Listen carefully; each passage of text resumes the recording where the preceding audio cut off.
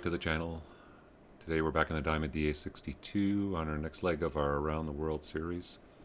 We're in Kushiro, Japan, and we're going to be heading up to Russia, where we're going to stage for our flight across the Aleutian Islands over to North America.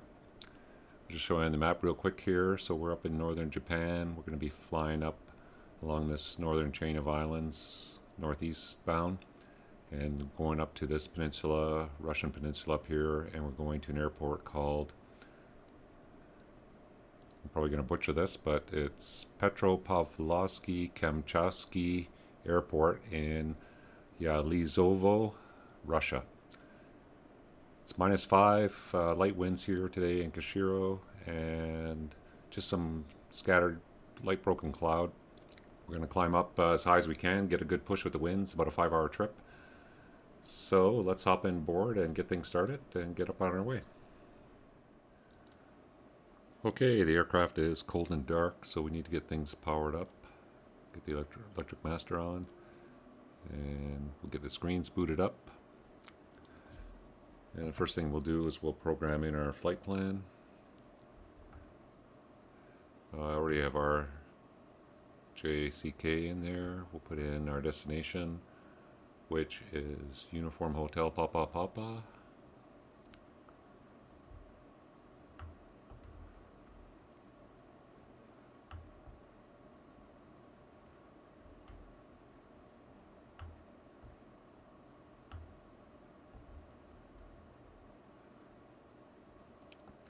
And there it is, Petropavlovsk-Kamchatsky.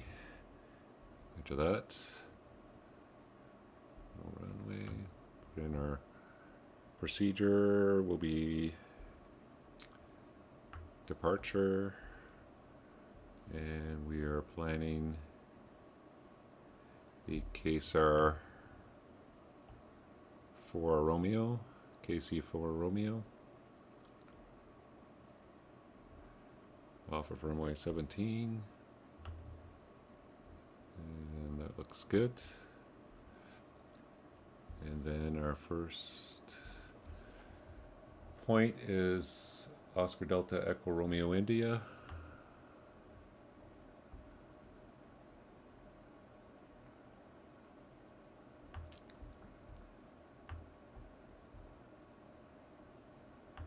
Go Romeo.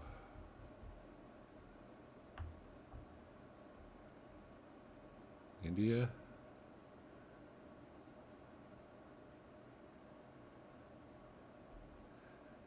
And then we have an airway, and we are doing the Mike 152 up to Rimley. Load that.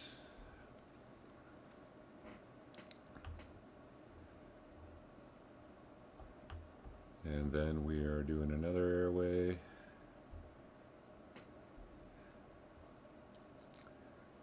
The Bravo 244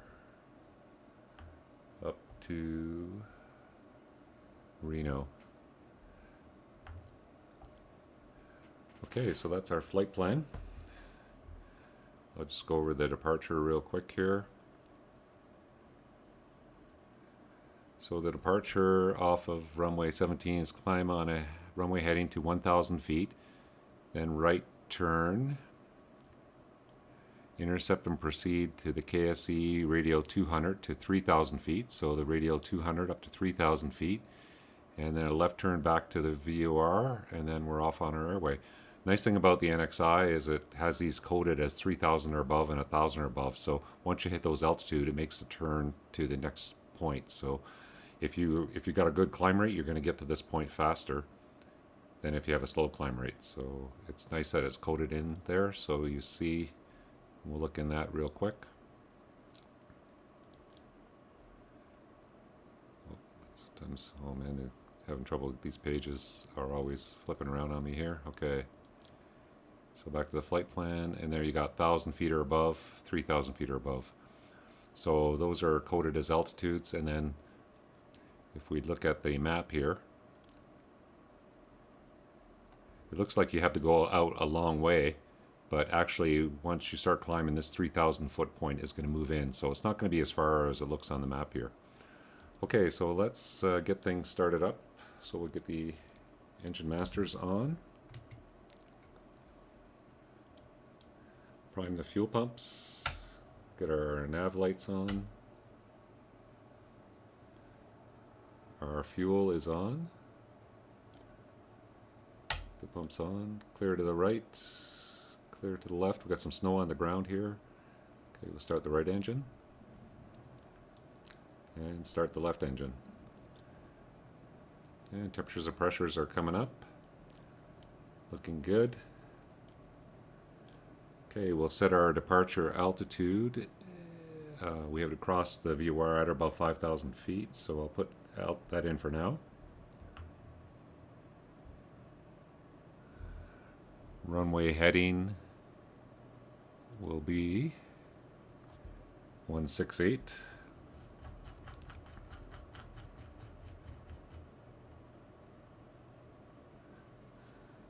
Okay, we'll set some takeoff flap.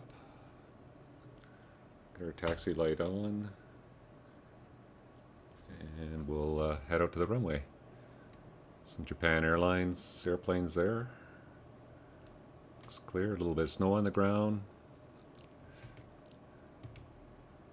Okay, parking brake is released. A little bit of power. And we're just going to do an intersection takeoff from right behind us here. Still gives us about 5,000 feet of runway. Okay, we'll set our altimeter.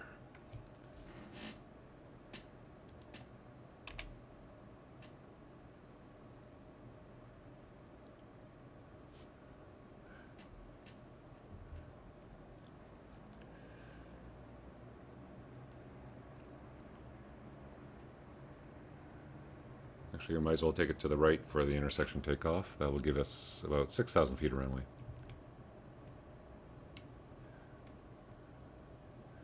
Temperature here right now is -5.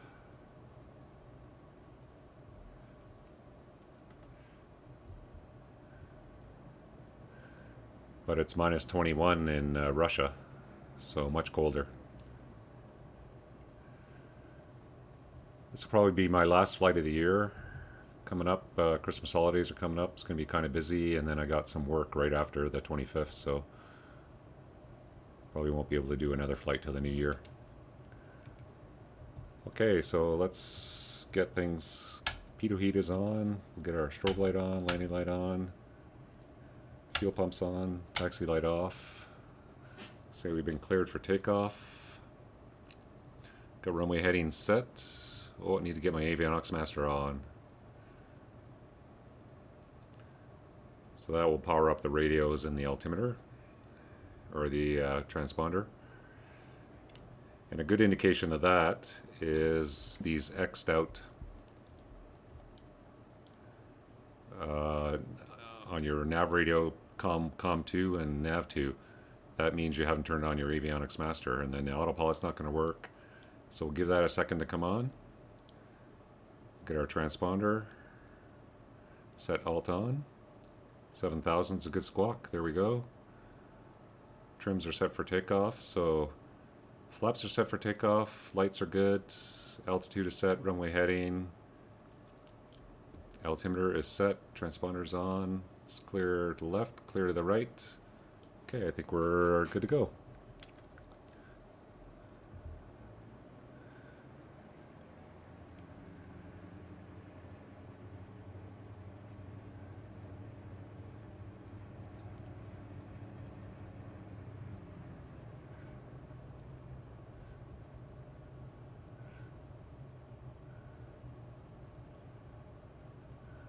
Okay, temperatures are good. Engines are warmed up. All lined up. Full power.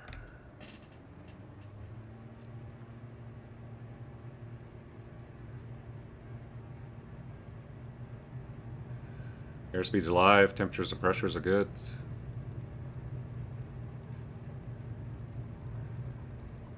There's 80 knots. Rotate. Positive rate, gears up.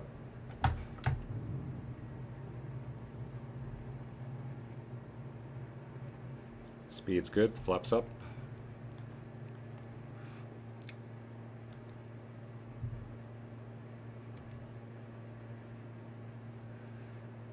Okay, gear is up, flaps are up. We'll set our climb power of 95%.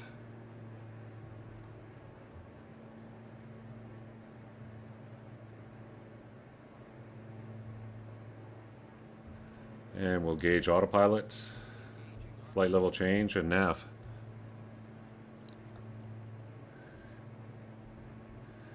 And if I go to the GPS, you see how this is shortening up for this 3,000 feet mark.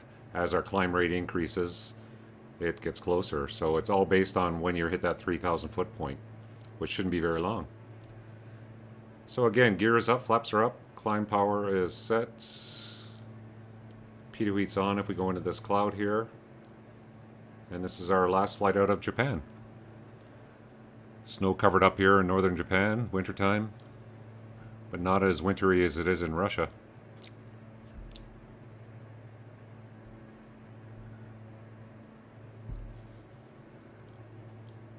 Okay, so we're climbing up, hit this 3,000 foot point, and then we'll make the left turn back around to the beacon.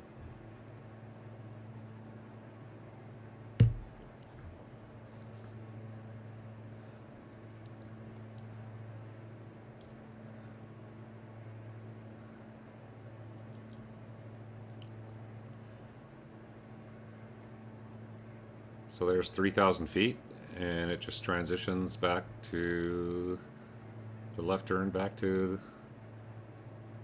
Kilo Sierra Echo VOR, and then we're en route from there. So really nice how these departures are coded in the NXI now. They work really well.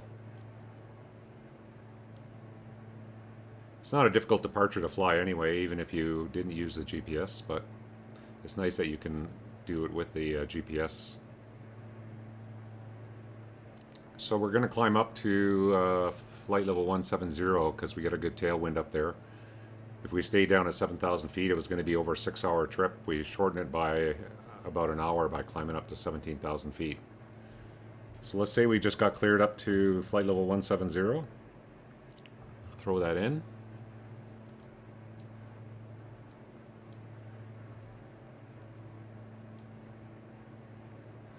And I'll shut our boost pumps off now. Shut our landing light off. Keep our climb power set at 95. And I'm going to do about 85% cruise for this leg here. Keep the speed up a little bit. Transition altitude is 14,000 feet. So we got a ways to go till there. Okay, looking good. We hit the beacon and then we're outbound on our first leg. And look at our route heading up to Russia. Following along this chain of islands on the northeast part of Japan here. I'm not sure which ones belong to Japan and which ones belong to Russia. Probably somewhere along the way they change up.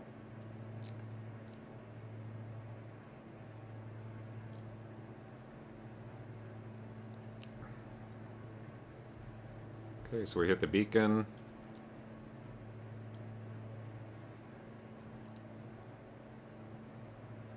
And off we go.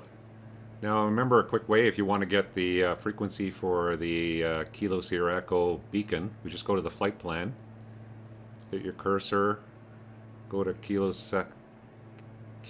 Sierra Echo, hit enter, and there you go. There's the frequency, 112.5. And we just can cursor that, make it active, hit enter, and it goes into our standby up here, and then we can just swap it over. And now if I want, I can put it on the PFD on bearing 1. There we go, KSE. So it's always good to have the VOR in as a backup. Okay, so we'll keep the climb going here. We got another 10,000 feet to go. That's going to take us a little bit, so I'll check in with you when we level off, and we'll see what kind of... right now we got a 20-knot tailwind. We'll see how things look when we level off. I'll see you up at 17,000 feet in a few minutes. Okay, we just leveled off at flight level 170. We have standard barrel set. And we got a nice ground speed right now, or nice wind right now, 250, 51 knots, so mostly on the tail. And that gives us a true airspeed of 190 with 85% power set. And right now with this ground speed, I just went direct on us just to cut the corner a little bit there. And with this ground speed of 229, it's showing we've got 849 miles to go and 3 hours and 42 minutes. Wow, that's pretty fast. So that's going to save us a lot of time. And if we come down to our engine page here, we can look at the lean page and we can see right now we've used 4.7 gallons. We've got 81.7 gallons left. Our endurance is 4.8 hours. We got a range of 1,100 miles, so that's definitely going to cover that distance.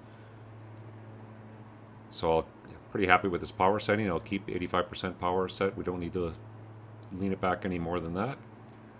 Looks like a nice day, some scattered cloud. So hopefully we keep up this tailwind for most of the way. I think it's going to taper off a little bit because the flight plan had us almost 5 hours for this flight. So I think we've only been airborne about 30 minutes right now. Okay, so we'll see how that goes. I'll check in with you a little further along. We'll see how the weather's looking and how the winds are holding out. And we'll start looking at what we're going to do when we get to Russia. So I'll see you a little further down route here. Hey everyone, we're back in cruise here. I climbed up to flight level 190. We were kind of riding the tops of the clouds at 170. This keeps us above most of the cloud. We do pop in and out of the occasional cloud. It's so cold up here though, minus 42, that icing's not an issue. So when we do pop into clouds, I'm not picking up any icing. We did lose that tailwind. We're down to 6 knots, mostly quartering crosswind there. So we're not getting very much. Our true airspeed's 196 and we're only doing 199 ground speed, so we're not getting very much of a push anymore. We did even have a little bit of a headwind for a little while. It was looking pretty tight on the range. I do have the aux pumps on right now. We're transferring fuel. And when they turn them on now, they pop on and off. You see them pop on and off until the fuel's all transferred. So they're not on continuously, but the fuel is transferring. We're down to 2 gallons in each aux tank. And if we check our engine lean page here, we have almost 48 gallons left, 2.8 hours endurance. We're 2 hours and 15 minutes, and we got a range of 559 and down to 445. When we had that little bit of a headwind component, this was pretty close. We only had about 50 miles excess. Now we're about 115 miles excess. So I was thinking of having to lean it down, but we just waited a little bit once we lost the headwind and we got back into a little bit of a tailwind component and started improving. The weather in Petropavlovsk-Kamchatsky is VFR or CAV OK. So if I go to the flight plan page here and we look at the weather, it was 360 at 3 meters per second. I'm going to do a conversion on that. I think Russia is one of the few countries that uses meters per second. CAV OK, minus 14, dew point minus 19. So it's pretty cold, 1006 on the QNH. CAV OK means ceiling and visibility okay, so there's no cloud below 5,000 feet and visibility is at least 10 kilometers or 5 miles. 5 miles I think they use in North America and 10 kilometers in Europe. So we have good weather there. It's light winds, 360 at 3 meters per second. I'll convert that and see what it works out to. But anyway, it's not very strong winds, so we're going to probably plan on landing on runway 34. So I'll keep the cruise power at 85. Got about just over 2 hours to go. And when the fuel transfer is done, I'll shut those pumps off. And when we get a little closer, I'll start looking at what approach we're going to do into the airport in Russia. So things are looking good. Would have been nice if we had that tailwind the whole way, but unfortunately it didn't work out. So I'll stay up here at 19, just stay at tops of these clouds, and I'll see you as we get a little bit closer, and we'll plan our arrival and approach into Petropavlovsk-Kamchatsky. I'm getting better at saying that, I think. Hopefully I getting it right. Okay, I'll see you when we get closer to the top of descent. Well, we're back here at cruise flight level 190. The ground speed has increased a little bit of extra wind now, up to 14 knots. And I did look up meters per second, convert it to knots. 3 meters per second is just under 6 knots.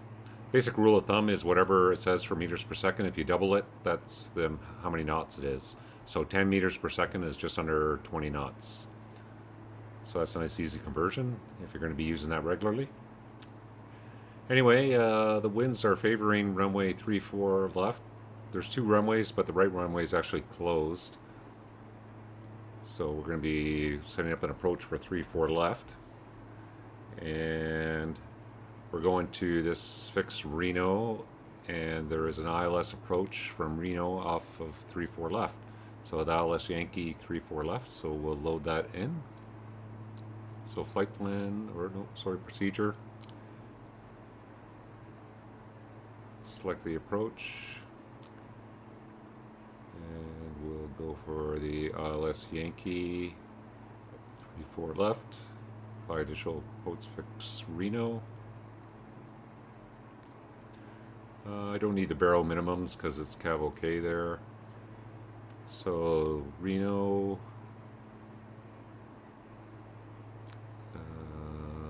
those fixes, just double check those. Okay, good. And the missed approach, so we'll load that up.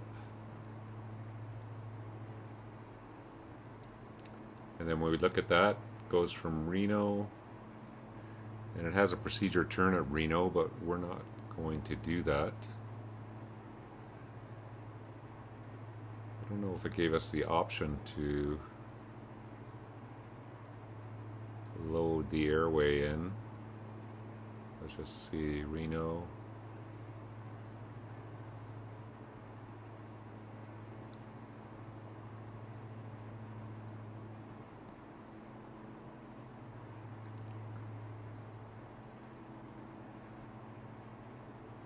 So this could be interesting. I think might have a procedure turn in here, but we'll have to see how that works out. There's the missed approach.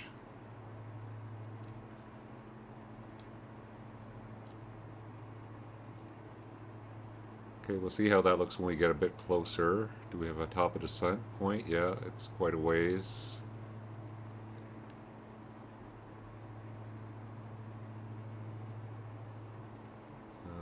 That looks, yeah, that's, so I don't want to fly that procedure turn. We're going to do a straight in via Reno, so I'm going to have to figure out how to fix that. Okay, so that's loaded in. I'm going to try to figure out how to fix that because I don't want to do that. So I'll work on that and then I'll come back and show you what I figured out. I'll see you in a few minutes. Okay, so I took a look at it, and there are 2 ILS approaches, ILS Zulu and ILS Yankee, and they both have a transition via that Reno. So I looked at the other approach, and it's the straight in instead of the procedure turn. So all I need to do is go back to procedure. We'll select approach, and now we're going to choose the ILS Zulu 3-1 left. 3-4 left, and we'll enter that. We'll select via Reno, and you see it comes straight in Reno and then straight in to runway 34 with the fixes Delta 344 Zulu, Papa Papa 001, and Fox India 34 Lima, and then runway 34, and then the missed approach. And that looks exactly what we want to do, as opposed to having to go out, come back around, do a procedure turn, and do all that stuff. So this is the one we're going to load. So we don't need our minimums. All those waypoints look good. I'm going to load that. It's telling me it's an ILS, not approved for GPS guidance. accept that. And flight plan, and there, that looks better. And now we should have a top of descent a little bit closer. How far is it from Reno? Well, it is 40 miles from Reno to that initial fix, so there's the top of descent, just past Reno. Okay, so we have the approach loaded. So what I'll do is I'll brief the approach real quick. So we are coming direct to Reno, and 1087, we need to load that up. We have 137, which is Papa Kilo Kilo, which is the VOR, but I need to load up the 1087. I'll put that in the backup right now.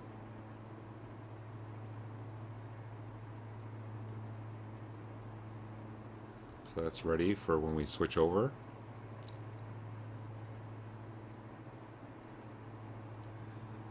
And we have our course. So 1087, course 344.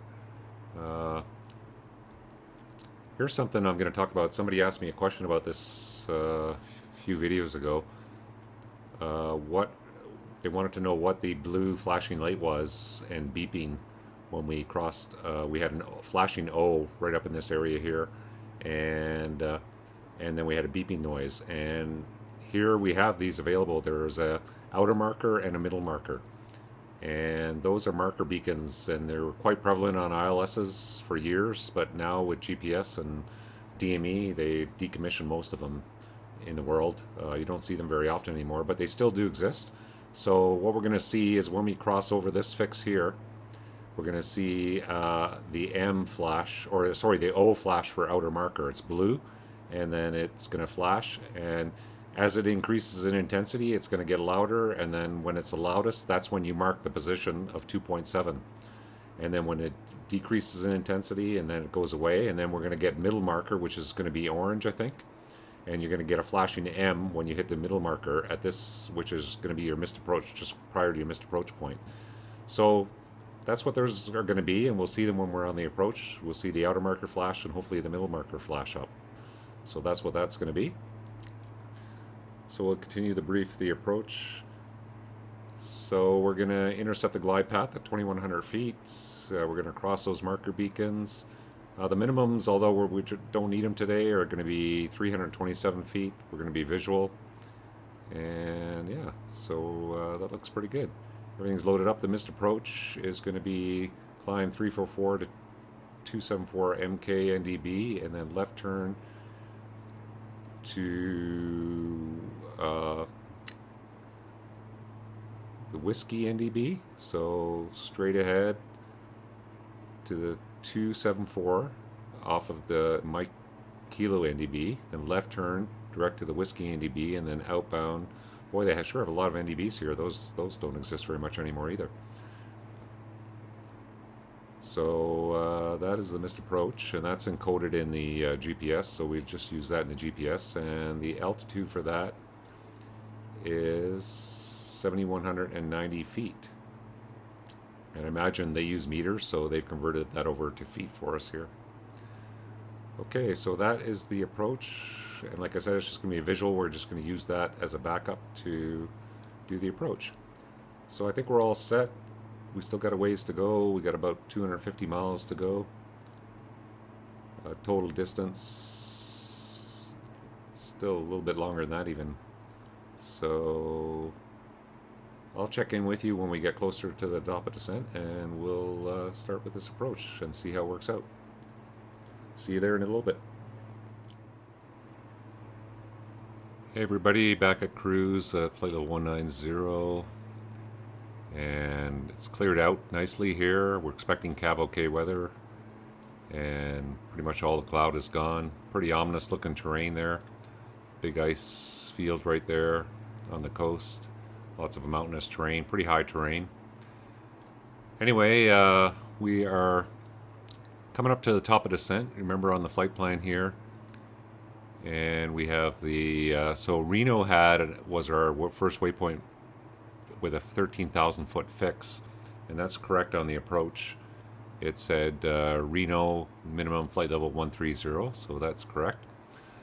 But originally our top of descent was over here somewhere, and I had this weird procedure turn thing looking like it was going to set up on the approach.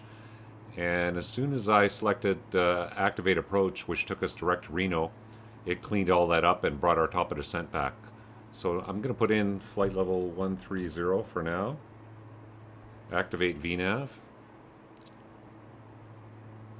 because we're just coming up to our top of descent, and we should start our VNAV path. So there we go. VNAV path is armed. 13,000 feet is our target altitude.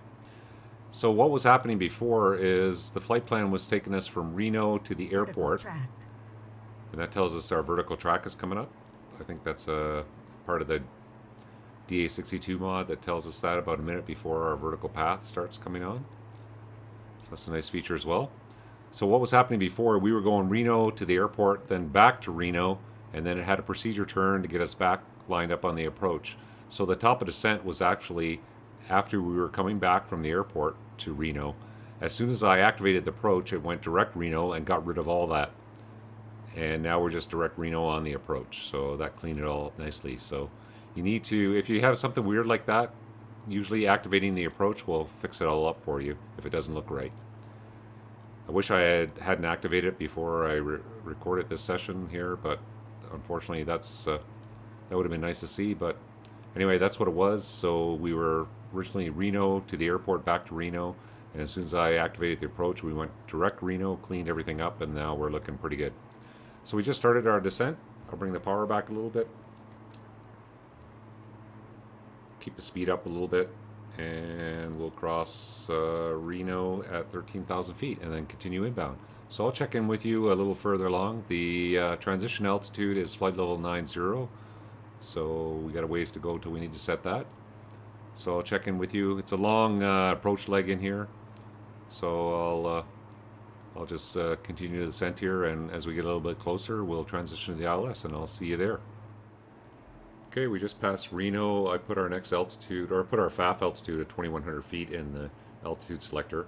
Our next VNAV altitude is 4070, and if we go to the flight plan page, you see 4070 at PP001, and then 2100 for the FAF, and then we intercept the ILS from there.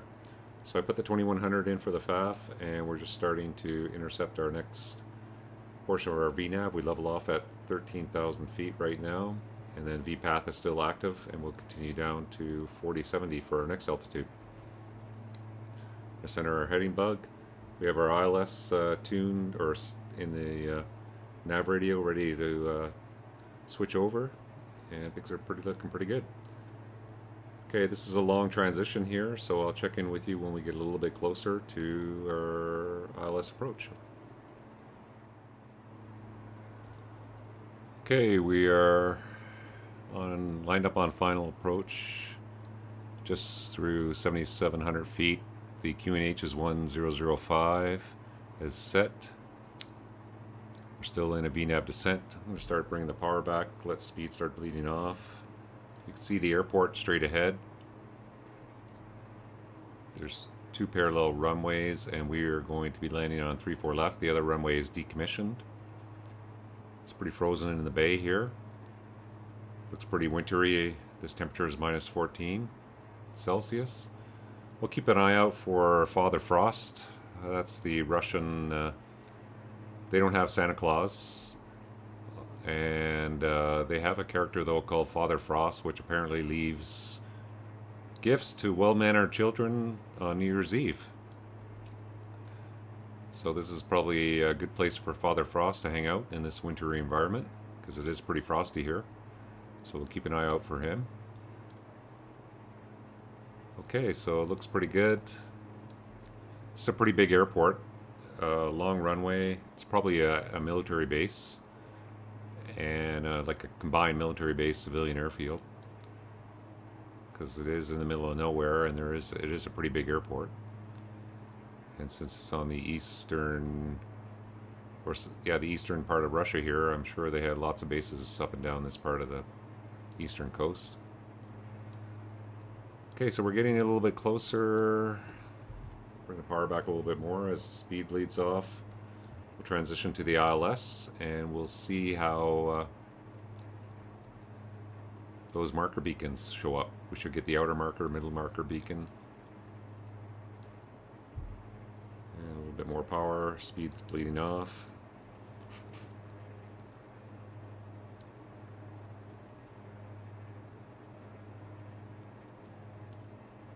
Okay, I'll let the speed bleed off slowly here and I'll check in with you once we get closer to the FAF and we'll intercept the glide path from there. Okay, we're just coming up to the FAF altitude, 2,100 feet. And we still have the airport visual there.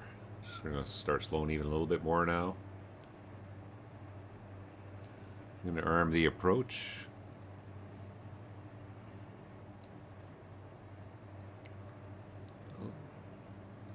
So it's not arming, so I think I'm going to have to manually transition myself to ILS. So now we are just going to go heading. And so it's roll autopilot VPath, and I'm going to just arm the approach now. There we go, glide slope is armed, and localizer is captured. So for some reason it didn't automatically tune the ILS for me. I had to do it myself, so that's probably why it didn't automatically make the switch over when it allowed me to arm the approach there. So we are captured at 2,100 feet. Glide slope is now captured as well. I'm going to get the gear down. Speed is good. We'll get our first notch of flaps in. Get our fuel pumps on. Landing lights on. And we start slowing to approach speed.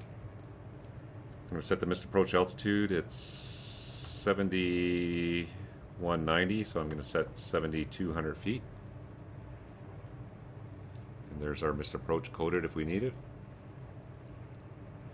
So gear is down, flaps are at approach. Just look outside. It's hard to see the lights there. And the runway is clear. And I'll say we've been cleared to land. Speed is looking good, coming back nicely. Now we should be coming up on those marker beacons. So the first one should be the outer marker. And that should be coming up momentarily. And that should represent 2.7 miles back. So we don't have DME for this fix here, so the outer marker would represent the distance of 2.7 miles. So that was the old way of measuring the distance before they had DME and GPS. They used these marker beacons. So that should be coming up here momentarily if it's coded in the sim properly.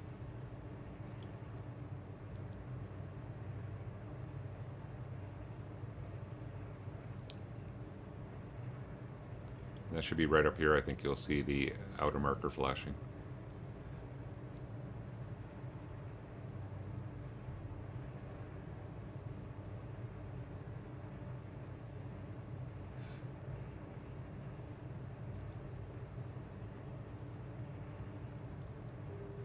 Oh, there we go. It's right here, outer marker. So the flashing O, and you hear the sound beeping there. And as the intensity gets higher on the sound, that's your maximum point, and then when it goes away, so that would be represent the outer marker. Next one we should get is the middle marker, and you should see a flashing M right up in the same spot. You don't see these very often, especially in Europe and North America. Most of them have been decommissioned. They're still at the odd airport, but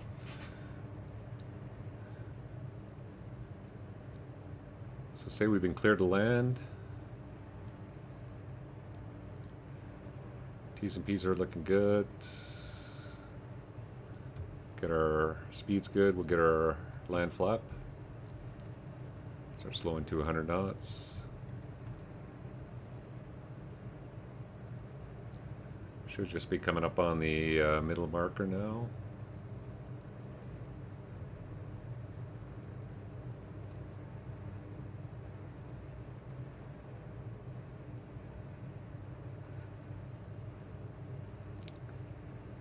There you go, there's the middle marker.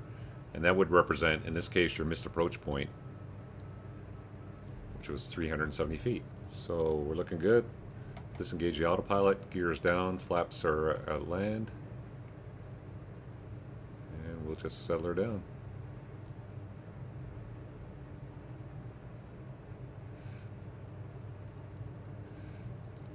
Nice snow-covered runway up here.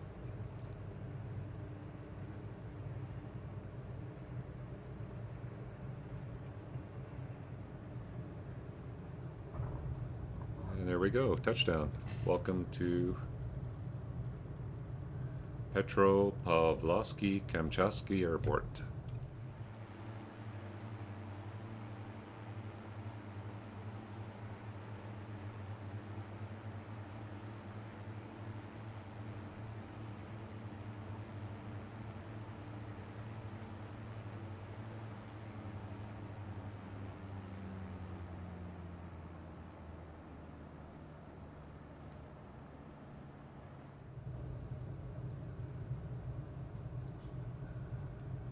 So this is an 11,000 foot runway, so I'm pretty sure fighters operate out of here, or big Russian bombers.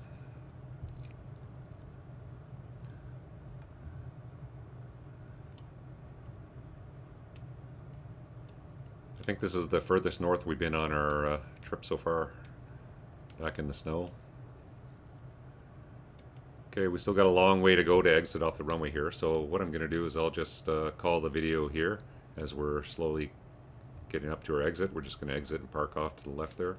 It's a ways to go. So thanks for joining me today. I hope you enjoyed today's flight. This will probably be my last video before the new year.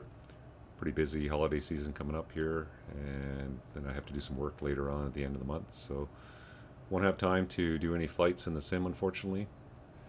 Hope everybody has a good holiday if you're celebrating the holidays. Have a happy new year, and there should be lots of cool stuff coming up in the new year. We have hopefully the 737 coming out from PMDG, and look forward to flying that. And should be lots of cool things coming up in the sim in the new year. So if you liked today's flight, make sure you hit the thumbs up button. Really appreciate it. If you'd like to see more videos like this and further videos like future tutorials, make sure you subscribe to the channel and sign up for notifications, and you'll see those in the future. Again, thanks for joining me. Hope you enjoyed the flight, and we'll see you in the new year. Have a happy new year, everyone. See you later. Bandit out.